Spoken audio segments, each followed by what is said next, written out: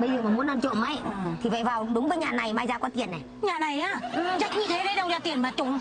Cái nhà này á rách nhưng mới có tiền.